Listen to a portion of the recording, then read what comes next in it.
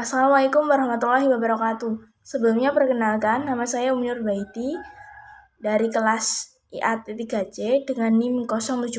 Di sini saya akan menjelaskan mengenai kaidah tafsir, kaidah taukid yang terdapat dalam surat Al-Baqarah.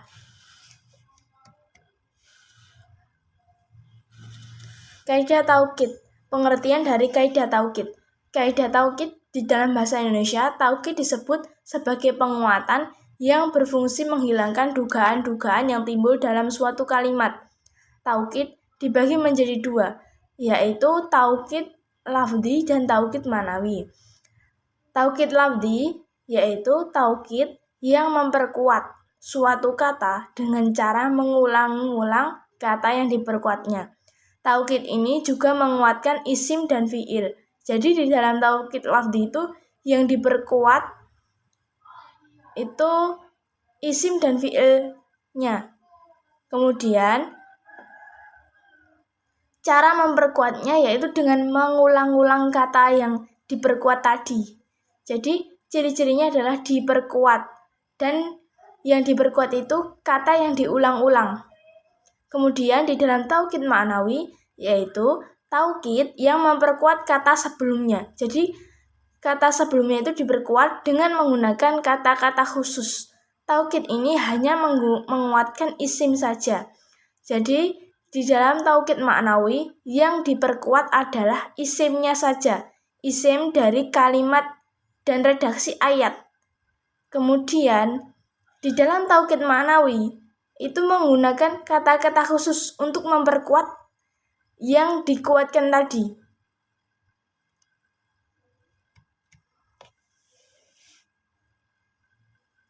Kemudian penerapan kaidah taukid di dalam ayat surat Al-Baqarah. Saya mengambil contoh penerapan kaidah taukid di dalam surat Al-Baqarah ayat 161. A'udzubillahi minasyaitonirrajim. Bismillahirrahmanirrahim. Innalladzina kafaru wa matu wa hum kufarun ulaika alaihim la'natullahi wal malaikati wan nasi ajma'in.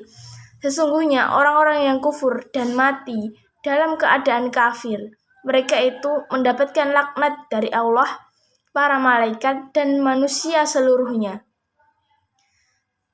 Surat Al-Baqarah ayat 161. Di dalam redaksi ayat tersebut terdapat redaksi kata wan-nasi yang merujuk kepada manusia. Di sini terdapat wan-nasi yang termasuk dalam taukid ma'nawi yang diartikan sebagai materi, yakni berupa manusia. Jadi wan-nasi ini merujuk kepada manusia.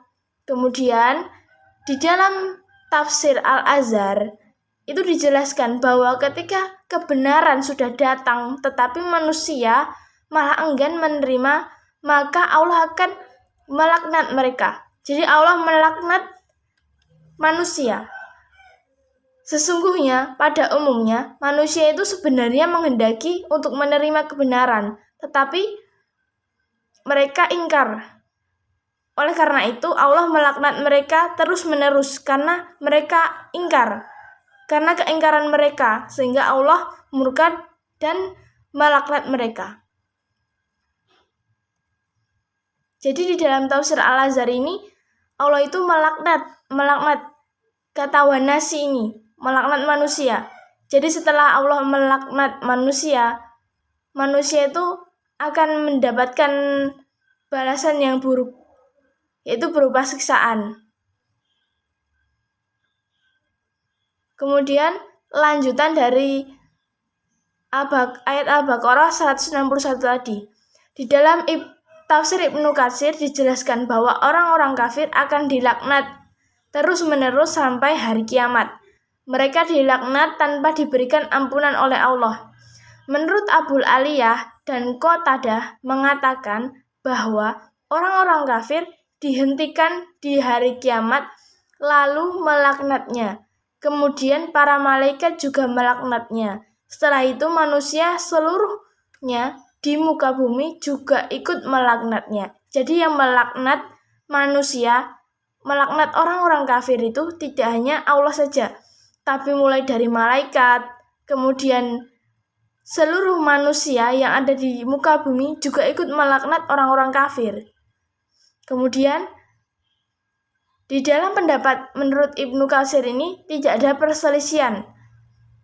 Bahkan di kalangan ulama juga tidak ada perselisihan. Artinya mereka bersepakat mengenai permasalahan ini.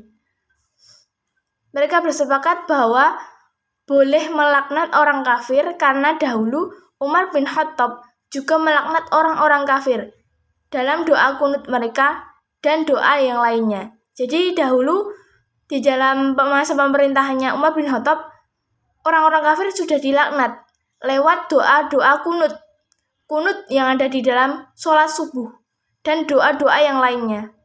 Jadi fungsi dari doa kunut zaman dahulu adalah melaknat orang-orang kafir.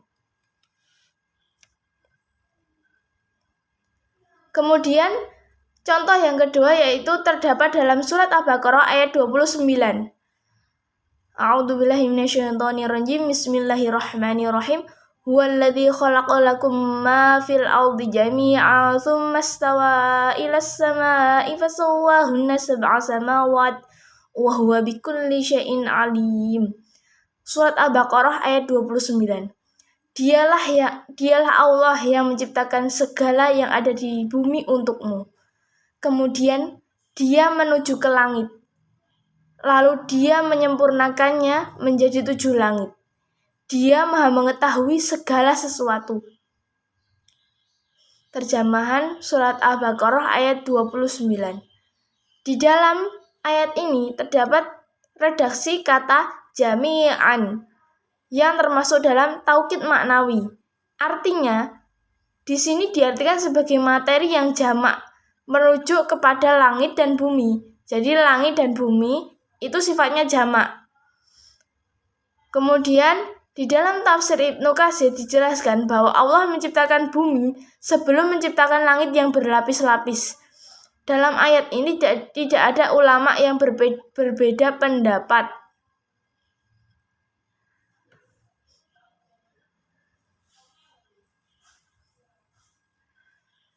Kemudian lanjutan dari surat Al-Baqarah ayat 29 tadi. Di dalam tafsir Al-Misbah dijelaskan bahwa bumi adalah tempat Allah menciptakan segala sesuatu yang dapat digunakan untuk memenuhi kebutuhan hidup. Kemudian langit di sini bermakna sesuatu yang besar, lebih agung, lebih indah, dan lebih misterius. Maka Allah menyempurnakan langit menjadi 7 lapis. Kemudian apapun yang telah Allah ciptakan di bumi maupun di langit semata-mata adalah untuk kemaslahatan manusia.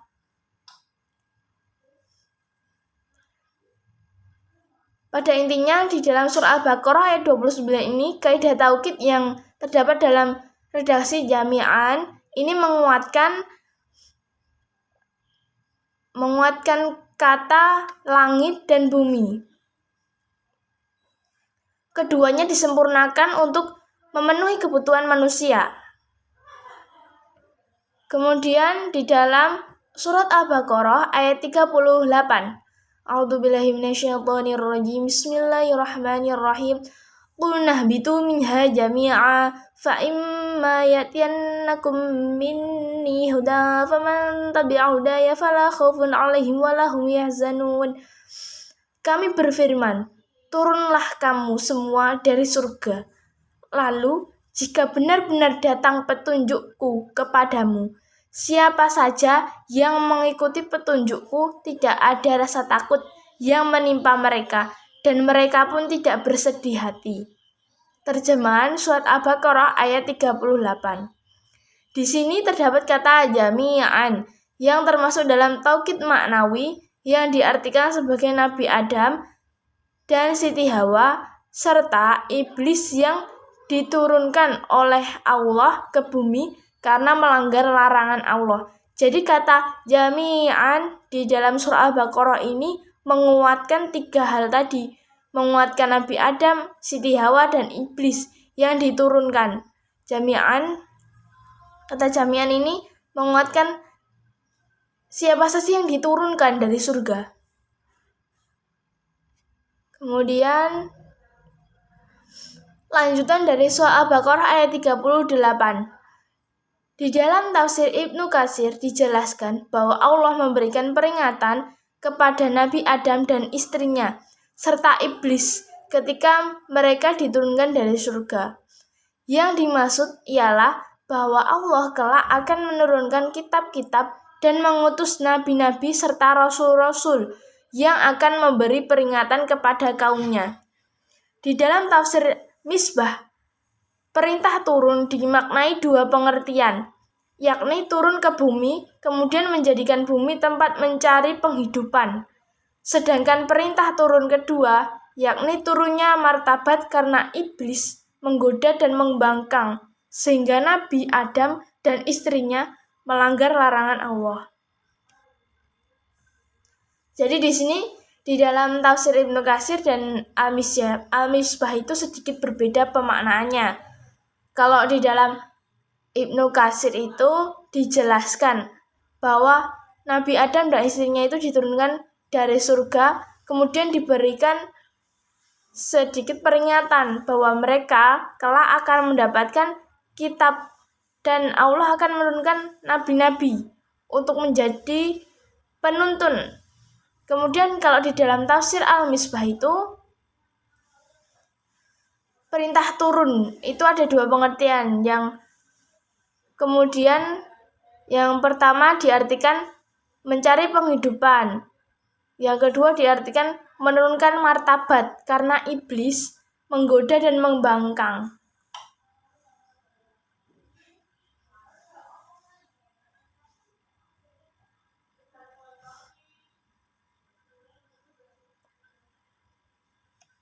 Jadi pada intinya kesimpulan yang dapat diambil dari penerapan kaidah tauhid di dalam surat Al-Baqarah tadi, bahwasanya setiap ayat itu mengandung kaidah-kaidah tafsir yang digunakan dalam memahami arti, dalam memahami makna, dan dalam mengaitkan dengan konteks agar tidak terjadi kesalahan dalam penafsiran. Sekian yang dapat saya sampaikan, semoga yang sedikit ini bermanfaat. Apabila ada kesalahan itu datangnya dari saya sendiri, apabila ada kebenaran itu datangnya dari Allah. Wallahu a'lam bishawab. Wassalamualaikum warahmatullahi wabarakatuh.